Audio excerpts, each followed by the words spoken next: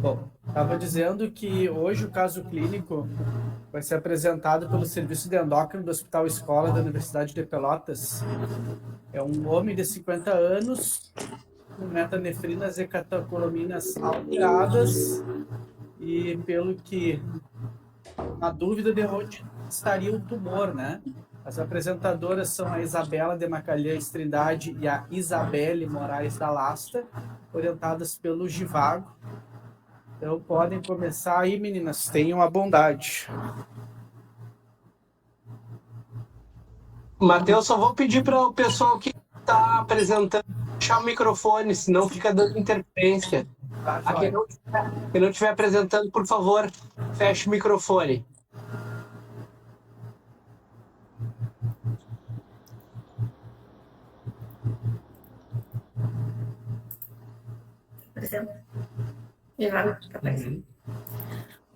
Boa noite a todos. Estão me escutando bem e vendo a imagem? Certo. Então, meu nome é Isabela, eu sou residente de serviço de endocrinologia de Pelotas e juntamente com a minha colega Isabelle, nós vamos apresentar o caso clínico da noite de hoje, orientados pelo nosso preceptor, Dr. Givago Lopes. Então, o nosso paciente, ele é um homem de 50 anos, casado, natural de Florianópolis, em Santa Catarina, e atualmente ele vem residindo em Pelotas, aqui no Rio Grande do Sul. Ele atua profissionalmente como físico médico. A nossa história, ela começa lá atrás, quando o nosso paciente ele tinha 27 anos, e ele apresentou um quadro súbito de hipertensão, taquicardia, cefaleia e sudorese. Em vigência dessa crise hipertensiva, ele procurou atendimento médico em pronto-socorro, precisou de internação hospitalar, inclusive de cuidados em terapia intensiva, no Hospital de Rio Grande, aqui no Rio Grande do Sul, e acabou, então, durante essa internação, sendo solicitada avaliação por um endocrinologista, no qual ele nos relata que o endocrinologista, através de dosagens de metanefrinas e catecolaminas, fechou um diagnóstico para feocromocitoma.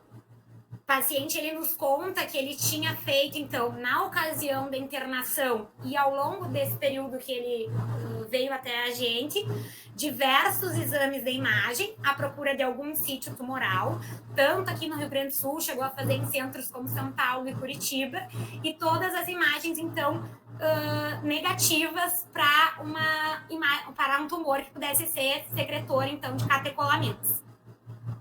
Na ocasião, ele teve alta com antipertensivos, ele não sabia nos dizer quais os antipertensivos que ele tinha usado, mas ele tinha muito claro que ele tinha um efeito rebote com alguma das medicações. Quando ele usava certas medicações, ele acabava tendo uma piora, né, na aferição da pressão arterial. Aí ele nos traz na consulta alguns exames que nós temos, então começa lá em 2000, ele tem dosagens de catecolaminas plasmáticas, então a gente vê nesses exames que tanto dopamina quanto noradrenalina estão cerca de 5 vezes o limite superior da normalidade para o nosso laboratório. Em 2014, ele repetiu exames, ele fez catecolaminas e metanefrinas urinárias. Então, a gente tem metanefrina em urina de 24 horas superior a 400 microgramas e normetanefrina superior a 900 microgramas, que é o que algumas diretrizes trazem como o ponto, né, de corte. E também em 2014, ele repetiu metanefrinas plasmáticas, também com resultado das normetanefrinas cerca de 5 vezes o limite de referência. Em 2014, ele nos trouxe também um laudo de uma cintilografia com IBG, no qual não foi visualizado concentração anômala do contraste no corpo, então não tendo nenhuma evidência cintilográfica de feocromocitoma. Aqui está as imagens da cintila, a gente tirou foto, né, do laudo que ele nos trouxe, por isso a qualidade da imagem, mas a gente tem 3 imagens de 24, 48 e 72 horas e nenhuma, então, localizou nenhuma lesão em atividade. Ele também já tinha feito, quando a cintila veio negativa, foi solicitado também um PET com FDG, também em 2014, que não evidenciou nenhuma lesão patológica. Ele fez eco arterial do membro superior direito em 2016, que não veio, então, alterações arteriais identificáveis. Tomo de tórax e abdômen sem lesões e tinha um teste ergométrico e um ecocardiograma que também não demonstrava nenhuma anormalidade cardíaca que nos chamasse atenção.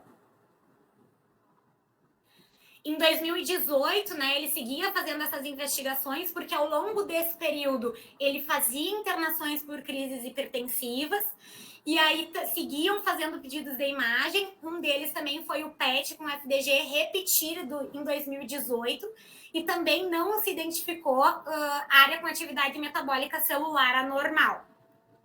Essas são as imagens do PET, também a qualidade é ruim porque é foto do laudo, mas não se evidenciava nenhuma lesão. E ele nos procurou em 2019, foi final do ano, os últimos exames laboratoriais que ele tinha eram de janeiro de 2021, que tinha série branca e série vermelha do hemograma dentro da normalidade, uma glicemia de jejum de 99, uma glicada de 5,4, um HDL de 35, LDL de 110, TSH dentro do valor da normalidade, uma taxa de filtração glomerular que estimada seria em torno de 104 ml por minuto. Os eletrólitos que nós tínhamos, potássio, e magnésio também dentro da normalidade, enzimas hepáticas normais e gama-GT normal. Então, nos chega um paciente para consulta, que ele diz ser hipertenso desde os 27 anos, com um relato de uma história de ter tido um diagnóstico que lhe foi passado como feocromocitoma, onde ele nos traz metanefrinas e catecolaminas bem alteradas em diversos exames.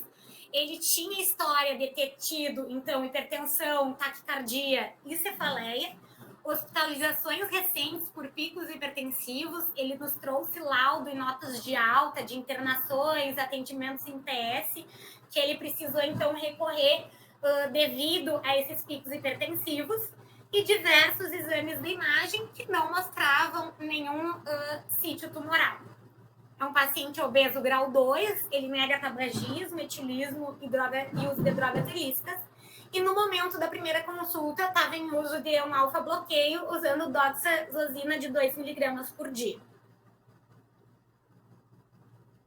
No exame, então, o paciente estava lúcido, orientado e coerente, tinha pupilas isocóricas e fosforeagentes.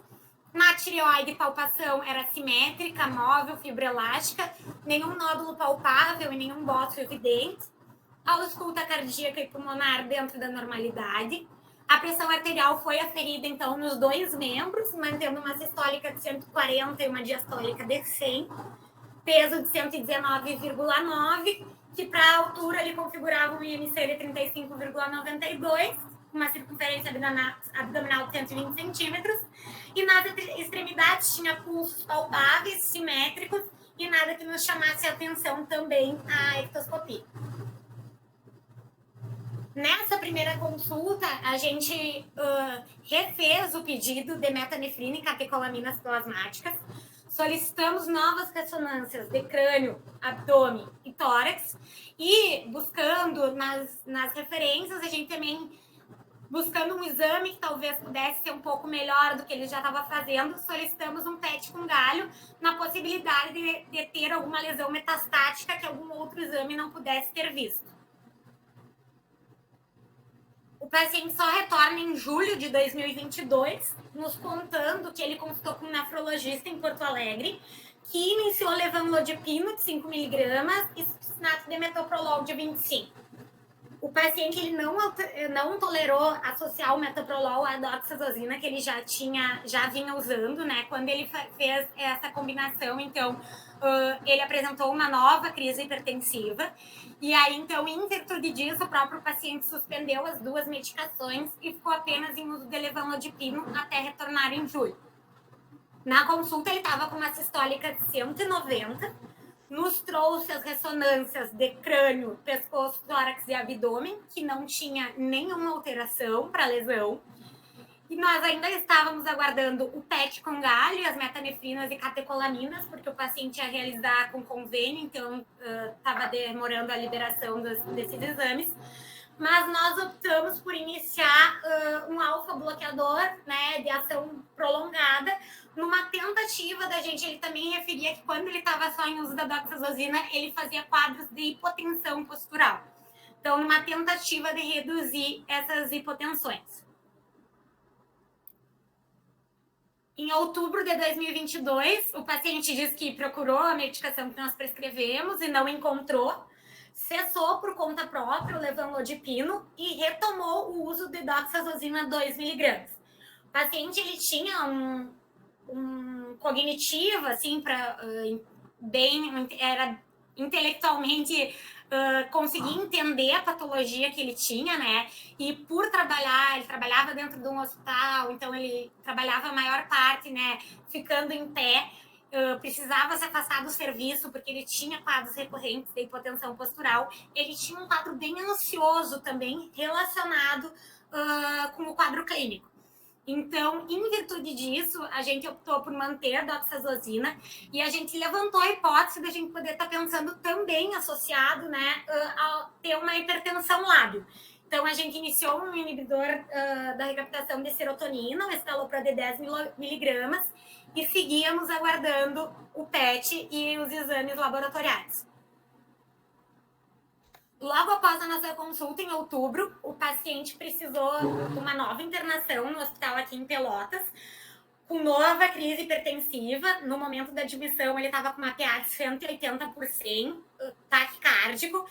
E na internação foi feito, então, um alfa-bloqueio com doxazosina daí 4mg dia, seguida de um beta-bloqueio com 12,5mg de metoprolol. E o paciente apresentou um pico hipertensivo, com uma sistólica de 240 e uma diastólica de 120, taquicárdico, sudorético, precisando novamente de internação em cuidados intensivos. A gente, durante a CTI, foi feito todo o manejo com antihipertensivos endovenosos, dieta rica em sódio e expansão volêmica. A gente coloca à esquerda da tela, né, uma foto do monitor de quando o paciente estava internado, então a gente consegue ver que ele mantém pressões sistólicas, né, de 190, 200, 180, e grande parte da internação também apresentando taquicardia. Na internação, então, foi feito o desmame dos antihipertensivos endovenosos e foi mantido, então, com doxazosina e levanlodipino até ele ter alta da internação, então, com uma estabilidade pressória. E como ele internou no hospital do convênio do próprio paciente, ele acabou realizando o PET com galho durante essa internação de outubro, cujo laudo está nesse slide, que também a gente não observou nenhuma área com hiperexpressão para o galho que tivesse algum aspecto patológico.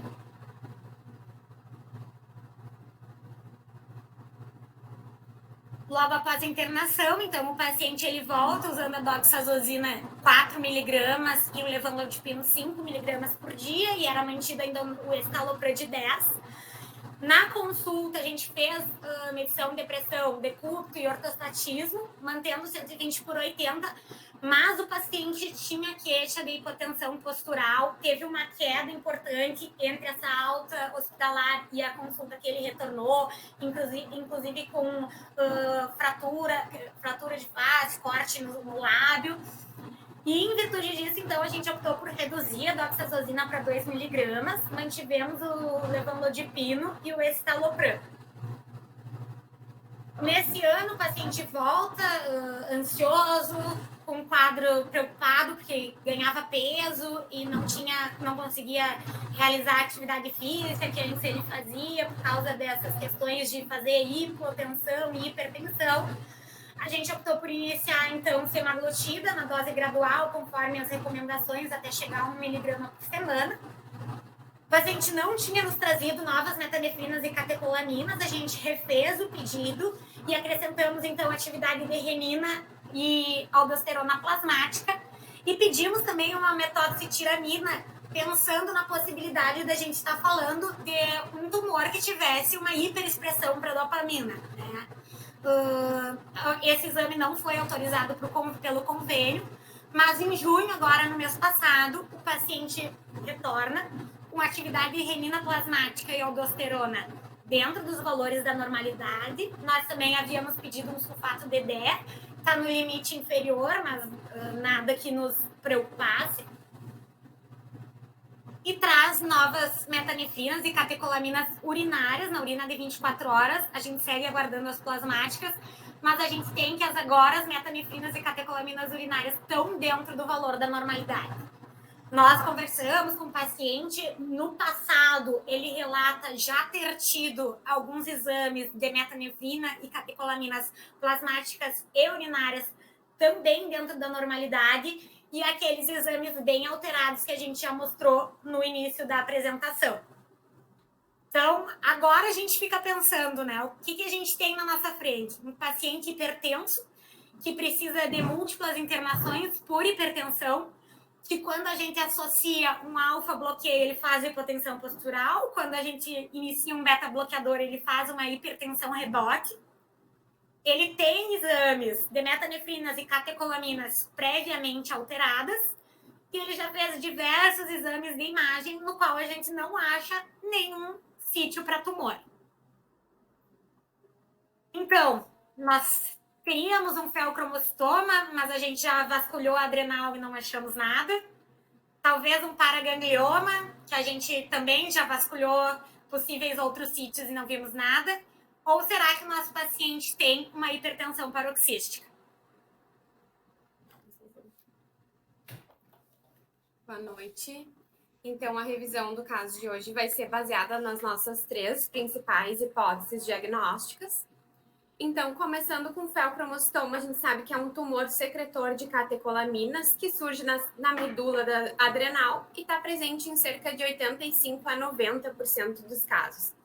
Os tumores extraadrenais, então, a gente tem o paraganglioma, que também é um tumor secretor de catecolaminas de origem nos gânglios simpáticos, que corresponde de 10 a 15% dos casos, com localização muito variável. E então a gente sabe que são tumores neuroendócrinos raros, que são indistinguíveis a nível celular, estão presentes em menos de 0,2% dos pacientes com hipertensão. Na sua grande maioria são tumores esporádicos, mas até 40% podem estar relacionados a distúrbios familiares. A incidência, então, anual é estimada de 0,8 casos a cada 100 mil pessoas por ano. E, em geral, o diagnóstico, então, ele é feito entre a 3ª e 5ª décadas de vida. Em geral, os feocromostomas entre a 4ª e 5ª e os paragangliomas entre a 3ª e 4ª década de vida. Na apresentação clínica, então, a gente tem que cerca de 50% dos pacientes podem ser sintomáticos. Em geral, os sinais e sintomas são paroxísticos. O principal sintoma referido pelos pacientes é a cefaleia, que está presente em 90% daqueles pacientes sintomáticos, mas a gente pode também apresentar sintomas como taquicardia e sudorese. Os 3, quando juntos, então, eles constituem a tríade clássica, embora a gente saiba que ela é incomum nos pacientes com tumores secretores de catecolaminas. Os pacientes, então, em cerca de 50% dos casos, eles podem apresentar também hipertensão paroxística, mas alguns pacientes podem ser também normotensos. E as crises, em geral, então, podem ser espontâneas ou precipitadas por algum fator. Os pacientes também podem apresentar em menor frequência outros sintomas, como dor pré-cordial, dispneia, palidez, sintomas do tipo ataque de pânico, constipação crônica e até mesmo hipotensão postural. Em relação à apresentação clínica dos paragangliomas, muitas vezes é um pouco mais variável do que a apresentação clínica do FEL, em relação à diferença de localizações. Então, o FEL é sempre um tumor adrenal, e o paraganglioma a gente pode ter lesões desde base de crânio até lesões em bexiga, como está ilustrando a imagem ao lado, próstata. Então, de acordo com a localização, a gente pode ter diferentes apresentações clínicas também. Então, em geral, 95% dos tumores secretores de catecolaminas estão localizados em região abdominal. Desses, a gente tem entre 85% e 90% localizados na adrenais, ou seja, feocromostomas, e 10% a 15%, então, extraadrenais, que seriam os paragangliomas.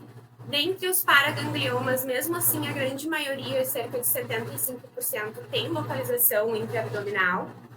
Então, em geral, a principal é entre veia cava e veia renal esquerda, ou entre a bifurcação aórtica, que é o que está registrado nas imagens no canto direito. Cerca de 10% também podem ter origem no tórax, 10% também na bexiga, e um número menor, cerca de 5%, em base de crânio. Em relação ao potencial de malignidade, cerca de 10% dos tumores, então, eles têm potencial de serem tumores metastáticos. E tanto histologicamente como bioquimicamente, a gente não consegue diferenciar um tumor maligno de um tumor benigno. A principal pista, então, que a gente tem para diferenciar esses tipos de tumores é pela presença de invasão local de tecidos e também de órgãos subjacentes, e também pela presença de metástases à distância. Lembrando que as metástases, então, elas podem surgir muitos anos após o surgimento do tumor primário. Então, mesmo naqueles pacientes que já fizeram a ressecção do tumor primário, a gente precisa seguir rastreando sempre para a presença de metástase à distância com exames de imagem. Então, aqueles pacientes que a gente houver suspeita de um tumor secretor, a gente vai avaliar se o paciente tem indicação ou não de testes por alguns critérios. Então, pacientes que apresentarem a tríade clássica com cefaleia, palpitações, sudorese, pacientes com crises hiperadrenérgicas, com início de hipertensão em idade jovem, em geral abaixo dos 20 anos, hipertensão resistente, também presença de diabetes mellitus atípicos, síndromes familiares que predispõem a tumores secretores, como a neoplasia endócrina múltipla tipo 2, neurofibromatose, história familiar de felcromocitoma, presença de incidentalomas adrenais com mais de 10 unidades Hounsfield, resposta pressórica a procedimentos como anestesia, cirurgias e angiografias, presença de cardiomiopatia dilatada idiopática e também de tumores estromal gástrico e condromas pulmonares. Então, a gente tem que lembrar que aqueles pacientes então, que tiverem a indicação de realizar os testes de metanefrinas e catecolaminas séricas ou urinárias, em primeiro lugar, a gente tem que descartar a presença de qualquer medicação que possa interferir no resultado dos testes. Então, qualquer medicação presente, ela deve ser suspensa pelo menos 2 semanas antes da coleta do exame. Algumas medicações, então, que têm maior associação com alteração, a principal é a levodopa, mas a gente tem também antidepressivos tricíclicos, drogas agonistas dos receptores adrenérgicos, como os descongestionantes, anfetaminas, a buspirona, reserpina, pausa, suspensão recente de clonidina e outras drogas, uso de etanol, drogas ilícitas também, como cocaína. E a partir do momento, então, que a gente excluir qualquer uso de medicação, qualquer coisa que possa interferir no resultado, então a gente pode fazer a dosagem das catecolaminas e metanefrinas plasmáticas ou urinárias. A dosagem, então, plasmática tem uma elevada sensibilidade, cerca de 96 a 6%, com uma especificidade um pouco menor, entre 85% e 89%, que quer nos dizer, então, que alguns dos testes eles podem vir falsos positivos. Então, algumas referências, elas trazem que, de acordo com o risco do paciente de ter um tumor secretor de catecolaminas, a gente optaria para aqueles pacientes que têm baixo risco pela dosagem das catecolaminas urinárias e para aqueles pacientes alto risco, então, de realizar a dosagem plasmática. Eles consideram, então, que os pacientes alto risco são aqueles que têm história familiar de felcromocitoma, que têm incidentaloma adrenal com mais de 10 unidades Hounsfield, que já ressecaram algum tumor secretor de catecolaminas ou tem algum fator genético ou familiar que predisponha ao surgimento de tumores. Nem todas as referências trazem essa diferenciação em relação ao risco e à escolha do exame. Por exemplo, a Endocrine Society não faz essa diferenciação, traz que a gente pode fazer a dosagem tanto sérica como urinária, independente do risco. Então, a gente tem uma grande variação de valores entre regiões, referências e instituições, mas a gente vai considerar, então, como um teste positivo em urina de 24 horas, valores de normetanefrina acima de 900 microgramas ou metanefrinas acima de 400, norepinefrina acima de 170 microgramas, epinefrina acima de 35 microgramas e dopamina acima de 700 microgramas em urina de 24 horas. Em relação, então, às metanefrinas dosadas no plasma, a gente tem diferentes valores de acordo com o tipo de coleta, e são valores que são mais úteis para exclusão diagnóstica do que para conclusão, para Então, aqueles pacientes com acesso de demora que fizeram jejum antes da coleta, a gente considera como uma exclusão para feocromocitoma valores de metanefrinas abaixo de 0,3 nanomol por litro e ou normetanefrinas abaixo de 0,66. Para aqueles pacientes, então, que fizeram a punção no momento da coleta do exame, que estão sem jejum, a gente considera valores de metanefrina abaixo de 0,5 nanomols por litro e ou normetanefrinas abaixo de 0,9, como um critério, então, de exclusão. Algumas referências também trazem que valores acima de 4 vezes o limite superior da normalidade, a gente também pode considerar que o teste plasmático, então, ele é positivo. Então, aqueles pacientes que a gente tiver uma confirmação bioquímica referente a aumento de secreção de catecolaminas ou metanefrinas, a gente deve seguir investigação, então, de uma imagem radiológica. As imagens iniciais, então, para rastreio são a tomografia com contraste e a ressonância abdominal. E em caso dessas imagens serem, então, negativas, a gente, em primeiro lugar, tem que reconsiderar o diagnóstico, pensar que esse exame pode ser um falso positivo e reconsiderar hipóteses diagnósticas.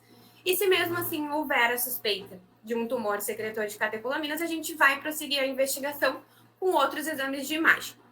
Entre os principais exames, então, a gente tem a cintilo com IBG, a gente tem o PET com galho e o PET com FDG. Para a localização de tumores primários, a sensibilidade entre o PET com FDG e cintilo são muito semelhantes e são inferiores a tomo e a ressonância. Mas quando a gente considera, então, tumores metastáticos, a gente tem o PET com galho como um exame superior e de maior sensibilidade quando comparado com a cintilografia. Então, aqui é um exame de uma mulher de 61 anos com feocromocitoma metastático difuso, só para a gente avaliar a diferença, então, entre as imagens. A imagem A, do canto esquerdo, é uma cintilo com IBG, e as imagens B e C são da mesma paciente com um exame de PET com galho, então mostrando que é uma imagem muito mais sensível e melhor para a detecção de tumores metastáticos.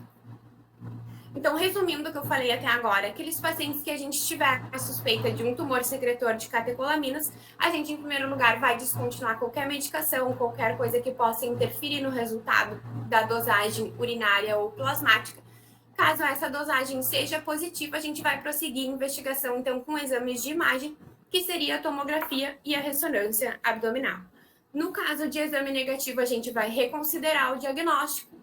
Se mesmo assim ainda houver suspeita, a gente vai realizar outros exames de imagem, como cintilografia, PET com FDG e a PET com galho.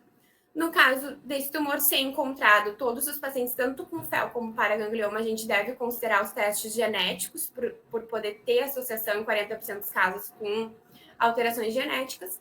E nos casos que for possível, então, o tumor vai ser ressecado. Então, agora a gente tem, o nosso caso é um paciente que apresentou todos esses testes, como a gente falou, negativos. Então, ele tinha metanefrinas e catecolaminas, principalmente em crises positivas, com alguns valores negativos fora de crise, que apresentou todas as imagens negativas sem encontrar, então, um possível tumor. Então, a gente levantou a nossa terceira hipótese diagnóstica, que seria a hipertensão paroxística, também chamada de pseudofeocromocitoma, que tem como característica, então, ser um paciente com crises paroxísticas com uma investigação negativa para feocromocitoma, que pode apresentar uma hipertensão paroxística grave, com sintomas também graves, e o principal mecanismo é a ativação do sistema nervoso simpático. Então, alguns pacientes podem se apresentar taquicárdicos, com aumento de catecolaminas plasmáticas durante os períodos de crise, aumento de epinefrinas e metanefrinas plasmáticas basais também, e apresentar também resposta pressórica aguda ao bloqueio alfa e beta. Esses pacientes, então, têm as crises desencadeadas por fatores emocionais, embora isso seja de muito difícil detecção, porque os pacientes não fazem essa associação. Então, é uma doença de incidência e prevalência não relatada, mas que se acredita que seja de 50 a 100 vezes mais prevalente do que o feocromocitoma. As manifestações clínicas, então, podem ser muito semelhantes, com episódios de hipertensão paroxística, início abrupto de sintomas físicos, que podem incluir cefaleia, palpitações, dor precordial, sudorese. Os ataques, eles não são desencadeados por medo ou pânico, e podem apresentar grande variação, tanto de duração como frequência. Então, a gente pode ter um paciente que tem múltiplas crises em um único dia, com pacientes que têm uma crise esporádica intercalada por alguns meses sem nenhum sintoma. O mais comum é que entre os episódios, esses pacientes, então, sejam normotensos, mas também não é tão incomum que tenham algum grau de hipertensão. Em relação às características psicológicas, então, a gente sabe que no caso do pseudofelcromocitoma, as crises são desencadeadas por fatores emocionais, mas o paciente nega e insiste que ele não tem nenhum fator psicológico desencadeante da crise e que a crise começa sem nada de fator desencadeante, o que torna mais difícil o diagnóstico. Então, é um diagnóstico de exclusão, que a gente vai sempre considerar outros diagnósticos primeiro, principalmente felcromocitoma, hipertensão lábio, transtorno do pânico. A principal diferença com a hipertensão lábio é que na hipertensão lábio, então, o paciente tem uma clara relação entre um fator emocional como desencadeador da crise, o que não acontece no pseudofelcromocitoma. E os pacientes, então, com transtornos do pânico têm de semelhança os sintomas físicos, mas os episódios eles são desencadeados por medo e pânico, e em geral são pacientes que durante a crise apresentam picos hipertensivos, mas não tão altos como no caso do pseudofel, e não tem também episódios de hipertensão paroxística quando for síndrome do pânico, no caso. Em relação ao manejo, então, o manejo agudo dos paroxismos a gente pode fazer ambulatorial, nos casos de que não forem pressões tão elevadas, mas também que seriam valores em torno de 210, 110 de pressão, então pode ser usada a clonidina e o alprazolam, isolados ou em associação, e aqueles casos, então, de pacientes mais hipertensos, com sintomas mais graves, a gente vai fazer esse atendimento na emergência. A opção de medicamento, então, vai ser um antihipertensivo que tenha bloqueio alfa e beta, como, por exemplo, o labetalol, associado a um ansiolítico de curtação, como o alprazolam. Naqueles pacientes que a gente tem o objetivo, então, de prevenir cronicamente o desencadeamento das crises, a gente vai levar em consideração tanto frequência como intensidade dos sintomas. Naqueles pacientes que tiverem paroxismos infrequentes e leves, a gente pode optar por fazer somente o manejo dos episódios agudos. E naqueles pacientes que tiverem crises muito frequentes com sintomas graves, a principal medicação, então, é o uso dos antidepressivos. Não se tem aqui uma classe de preferência de uma em relação à outra. E em relação aos antihipertensivos, então, como a maioria são normotensos, não há indicação se durante as crises o paciente estiver normotenso pelos casos aumentados de hipotensão, e é indicado, então, para aqueles pacientes hipertensos no período entre as crises. A intervenção psicológica, nesse caso, é um dos menos efetivos, porque os pacientes, em geral, então, eles não reconhecem e não têm essa aceitação de que os sintomas e as crises, elas podem ser desencadeadas, então, a terapia, eles costumam não ter uma boa adesão e uma boa resposta. Muito obrigada.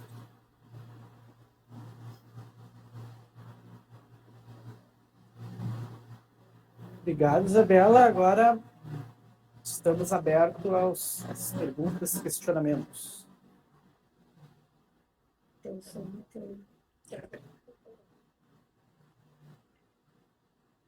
Eu tenho uma pergunta, até pelo perfil do paciente, né, da área da saúde, com obesidade. Em nenhum momento, assim, ele sugeriu que pudesse estar fazendo uso de alguma anfetamina, algum tipo de fórmula manipulada, alguma coisa assim. Então, Matheus, tudo bom? Nós questionamos isso várias vezes, o paciente, ele nega essa informação. Eu acho que a grande dificuldade desse caso, sim, e também o fato curioso foi que ele construiu a vida dele nesses 20 e poucos anos desse dito diagnóstico de felcromocitoma em cima da doença, né?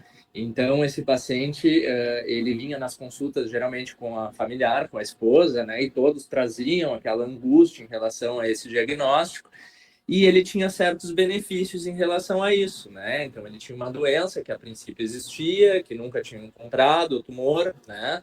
Mas que ele tinha certos benefícios. Então, ele conseguia se afastar do trabalho uma semana, por exemplo, por hipotensão postural, como ele trabalhava em todos os hospitais da cidade, né?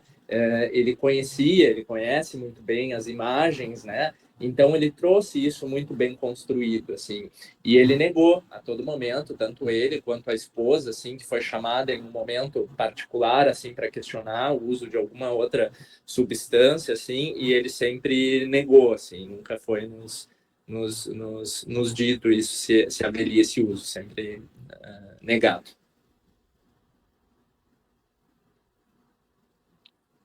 Mais algum comentário? Professor Mauro, que está online, doutor Sérgio Almeida, que gostam do assunto.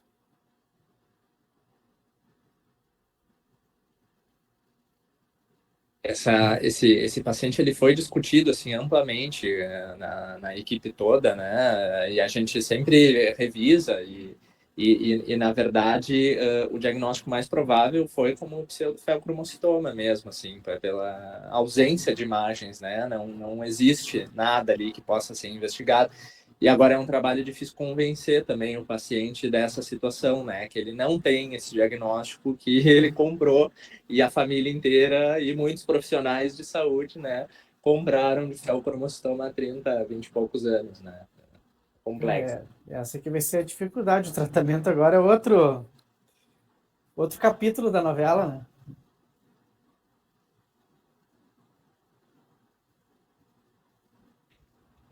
E assim, professor Mauro. Não, pode falar.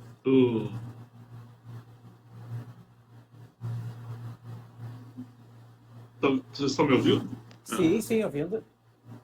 Ah, tá. Ok. Não, parabéns pela apresentação aí, pessoal. Um comentário assim que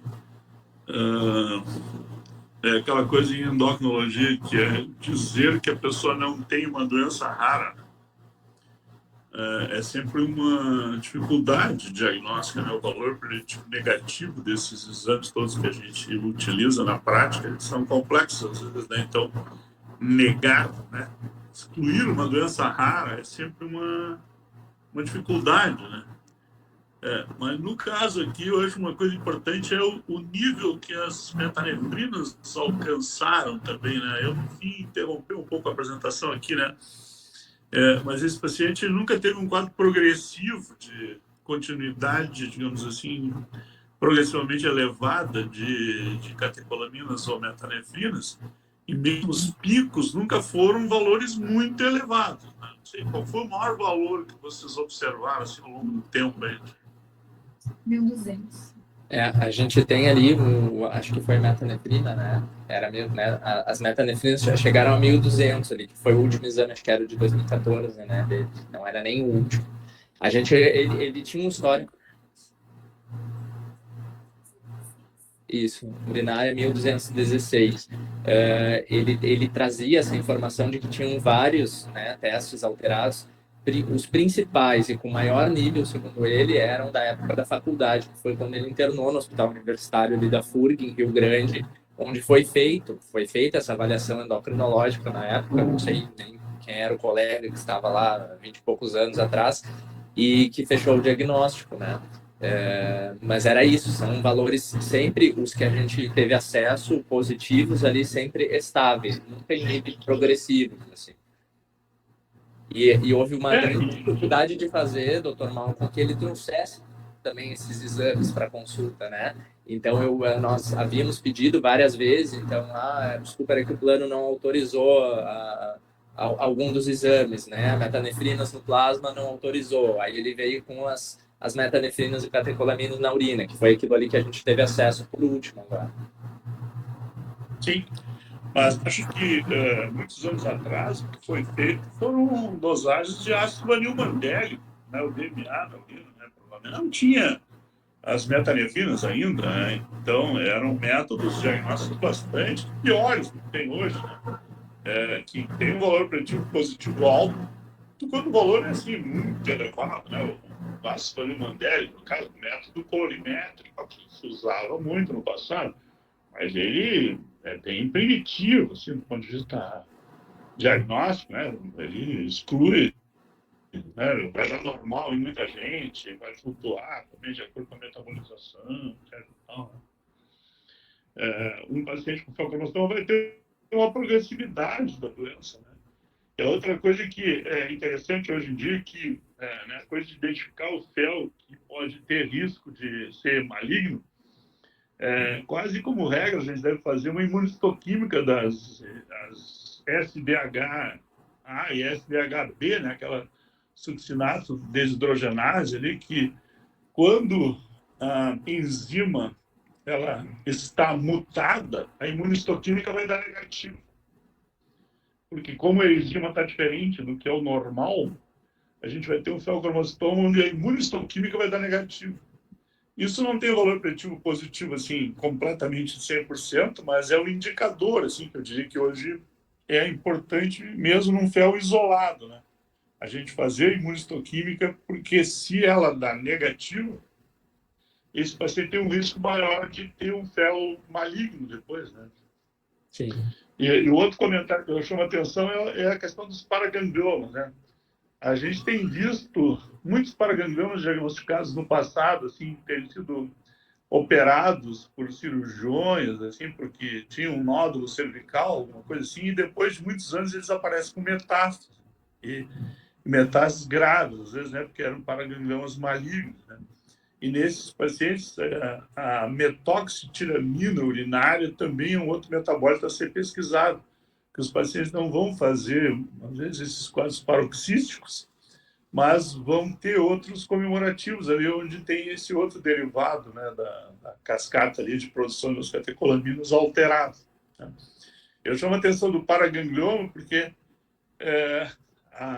os caras morrem depois, né? Então, assim, o cara operou um paraganglioma cervical há 15 anos atrás e nunca mais procurou ninguém, porque os cirurgiões que estava tudo certo, não ia ter problema nenhum, né? Aí o cara volta com uma metástase na coluna e tal. E aí perdeu-se a oportunidade de manejar o paciente, né? Mais alguma pergunta? Mais algum questionamento? Mais algum comentário?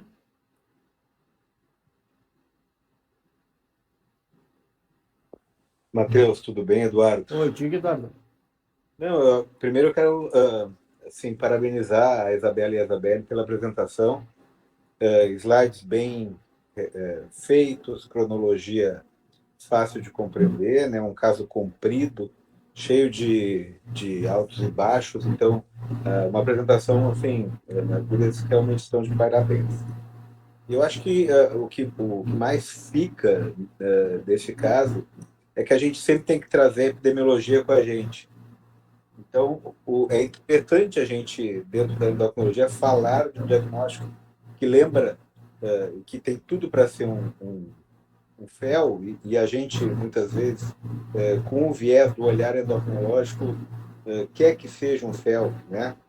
Mas tem um quadro clínico que é muito mais frequente do que um feocromostoma, e mimetiza por completo a doença, exceto pelos exames de imagem, e nos faz, esse caso nos ajuda a pensar que isso está muito mais prevalente, muito mais presente do que muitas vezes a gente pensa no dia a dia, né?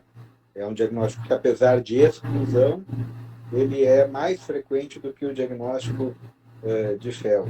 Então, acho que nesse sentido. E é difícil mesmo, como o professor Mauro falou, é muito difícil, como tu falaste também, muito difícil a gente retirar do paciente, dizer para o paciente que ele não tem um diagnóstico, em que os exames deles, exceto o exame de imagem, estão todos mostrando que há aquela alteração. Acho que quanto mais capacidade de compreensão e intelectual que o paciente tem, mais difícil ainda se torna abordar e conseguir convencer o paciente de que ele não tem diagnóstico de fel. Foi um caso desafiador da equipe. Vocês viram a demora e a necessidade de uma série de exames complementares. São caros, difícil. A gente só conseguiu fazer porque o paciente de fato tinha acesso à saúde suplementar, então ia ficar bem mais complicado e moroso. A última pergunta do segmento do paciente agora. Aceitou bem ou está resistente ao novo diagnóstico? Está resistente, Matheus. Ele ainda não apareceu às consultas, tá? Apesar do chamamento da busca ativa, ele Sim. ainda não. Então, esse é o próximo passo agora a ser feito. Gostaria de fazer uma pergunta, doutor Luiz Aquino. Estão me ouvindo? Sim, sim, ouvindo. Bom, doutor. É o seguinte, em relação pelo que eu entendi aqui, além da não progressão da dosagem das catecolaminas e metanefrinas, poderia indicar que não teria feocromocitoma, poderia-se chegar a um valor de referência, focalizando só a dosagem das metanefrinas e catecolaminas, poderia chegar, analisando outros casos, e com esse aí, a um valor de referência para dizer que a pessoa não tem feocromocitoma ou que tem feocromocitoma, juntando a prática de vocês aí. Quando a gente revisa normalmente ali na literatura, né, se fala até aumento de 5 vezes, 4 vezes, né, mas é variável, assim. A grande dificuldade, assim, é que é um quadro clínico que não é tão típico assim quanto os outros feocromostomas que nós temos, né? Então é uma apresentação um tanto quanto atípica, assim. Mas na nossa revisão de literatura ali, o que a gente encontra é isso, são valores normalmente 4 vezes do limite de referência do ensaio, né? Que seriam mais sensíveis e relacionados ao diagnóstico. Não sei do pessoal se tem alguma complementação da sua experiência. Olha, em geral, pelo menos acima de 1.000, né? Nessa metodologia atual para HPLC aí, né? As metanefrinas totais, né? 1.000, 1.200, aí, né? Mas isso é bastante variável. Nós tivemos uns exames, a normetanefrina 1.216, depois dopamina 287, cuja referência ali era 540. Ele era um aumento em torno de 4 vezes do limite superior ali da normalidade, mas é isso, não progressão e essa estabilidade, né? Tá, então, nesse caso, chegou a 4 vezes o valor, então. Sim. Tá, obrigado.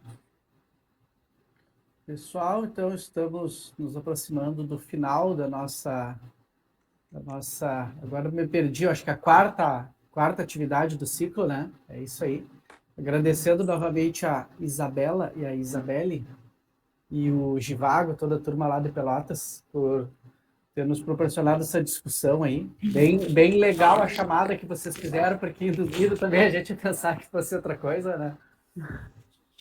E era isso. Fazer algum comentário final aí, Givago? Eu agradeço as gurias ali pela apresentação. A gente teve bastante junto nesse início construindo o caso, porque eu tive o primeiro contato com esse paciente, né?